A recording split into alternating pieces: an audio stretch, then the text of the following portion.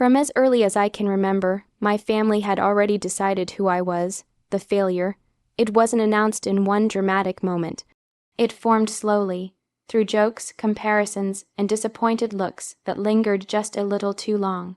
At first, I didn't understand it. I was just a kid trying to keep up, trying to find where I belonged. Family gatherings were the worst. Every visit felt like a silent competition I never signed up for. My cousins talked about grades, internships, and achievements. My sister was praised for her stability, her clear direction. And then there was me, the one people didn't quite know how to describe. "So what are you doing these days?" someone would ask, their tone polite but loaded.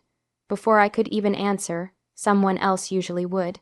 "He's still figuring things out." That phrase followed me everywhere. It sounded harmless, even supportive, but the way they said it made it feel like a verdict.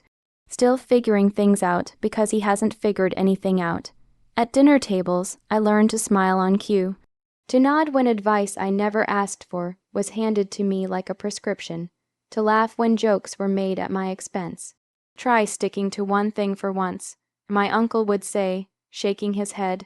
"Not everyone is meant to succeed." Another relative added casually. Each word left a mark. The comparisons hurt the most. They weren't always spoken, but they were always present. You could see it in their eyes, in the way conversations shifted, in the subtle praise for others that doubled as criticism for me. "Look at him," they'd say about my cousin. "That's what focus looks like." And I would sit there, quietly shrinking. I tried to prove them wrong at first. I changed paths, chased different opportunities, worked odd jobs, and started small projects that never seemed to last. Every failure felt heavier because it wasn't just mine. It became evidence for their belief. "See, this is what we were talking about." Eventually, I stopped explaining myself. It was easier to let them believe I was lost than to keep defending dreams they didn't understand. I became quieter, more reserved. I shared less, smiled more, and slowly built walls around anything that mattered to me. But something shifted one evening. We were all gathered again, laughter filling the room until it turned toward me. Still no progress. My uncle asked with a smirk, "At this rate, you'll need someone to take care of you forever." The table erupted in soft laughter. For the first time, I didn't feel embarrassed. I didn't feel angry. I felt clear. That night, lying awake, staring at the ceiling, I made a decision. If they had already written my story, I would let them keep believing it, and I would write a different one, quietly. Failure became my disguise. Once I stopped trying to prove myself, something unexpected happened. No one paid attention anymore. The questions became less frequent, the judgment less intense to them. I had already settled into my role, the one who wouldn't amount to much. And strangely, that gave me freedom. I no longer felt the pressure to explain my choices or defend my path. I didn't have to justify late nights or uncertain plans. Their expectations had dropped so low that anything I did went unnoticed. So I started building in silence. At first, it was messy. I spent hours online, teaching myself skills no one around me cared about. Digital marketing, freelancing, content creation. I watched tutorials late into the night, took notes, practiced, failed, and tried again. There were moments I wanted to quit. Projects collapsed, clients disappeared. Ideas that once felt promising turned into dead ends. But this time, failure didn't come with an audience. There were no mocking comments, no "we told you so." It was just me, and that made all the difference. I took small wins seriously. The first time I earned money online, even a tiny amount. I stared at the screen for minutes, hardly believing it. It wasn't just about the money. It was proof that I could create something from nothing. I didn't celebrate publicly. I reinvested quietly. Every bit I earned went back into learning, improving, experimenting. Slowly, things began to shift. One project turned into two. One client led to another. Income that once felt impossible became consistent. But outside my room, nothing had changed. At family gatherings, I was still figuring things out. "So, any real job yet?" someone would ask casually. "Still working on it," I'd reply with a small smile. They'd nod knowingly, assuming I was stuck. I let them. Because the truth was, I was no longer chasing their approval. I was building my own version of success. Years passed like this. While they saw stagnation, I saw progress. While they believed I was lost, I was slowly creating stability, saving money, exploring investments, understanding how to make my income grow beyond just effort. There were still hard days, days when nothing worked, days when doubt crept back in, whispering that maybe they were right all along. But those moments didn't last as long anymore, because now I had evidence, not for them, for myself. And that changed everything. By the time my work evolved into something steady, something real, I realized something important. I didn't want to prove them wrong anymore. I just wanted to keep going, so I stayed quiet, because sometimes the strongest growth doesn't need an audience. It just needs patience. The invitation came on an ordinary afternoon. Family reunion this weekend. My mother said, her voice neutral but expectant. Everyone will be there.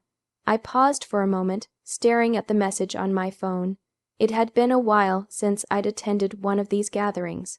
Part of me wanted to ignore it, to stay in the quiet world I had built for myself, safe, steady, and free from judgment. But another part of me knew this time was different. Okay, I replied simply. The day of the reunion arrived faster than I expected.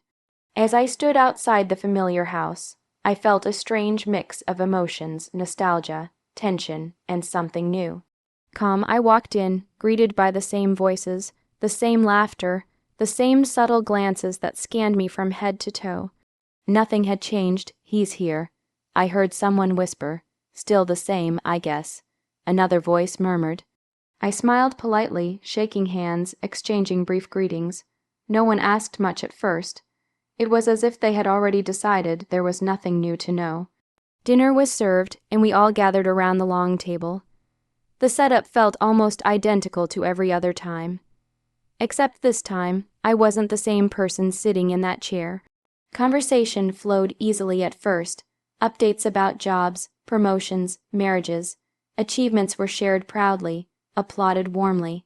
And then, as always, it turned toward me, so my uncle leaned forward, resting his arms on the table. What are you doing these days? The tone was familiar, casual on the surface, but layered with expectation. The table grew quieter. I took a sip of water, setting the glass down carefully.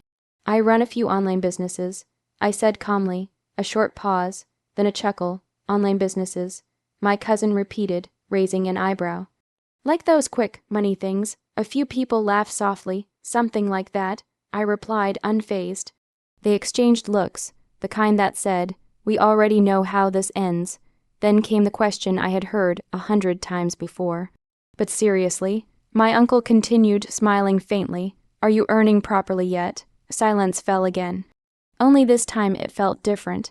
I looked around the table, meeting their eyes one by one. For years, I had avoided this moment, deflected, downplayed, stayed quiet. Not anymore. I reached into my pocket and pulled out my phone. I don't usually talk about money, I said, my voice steady. But since everyone's curious, I unlocked the screen, opened my financial summary, and turned it slightly toward them. My net worth right now, I paused briefly, letting the moment settle, is more than I ever expected it to be. At first, no one reacted. Then slowly, everything changed. Smiles faded, eyes widened. The soft clinking of cutlery stopped completely. The tables went silent. Silence has a presence. It filled the room in a way no words ever could. Heavy, undeniable, and unfamiliar. For years, I had been the easiest topic at the table, the safe target for jokes and advice. But now, no one seemed to know what to say. My phone rested in my hand for a moment longer before I quietly placed it back in my pocket. No dramatic speech. No smug expression, just calm. My uncle leaned back in his chair, his usual confidence replaced with something I had never seen before, uncertainty. My cousin avoided eye contact, suddenly very interested in his plate. Around the table, whispers didn't follow.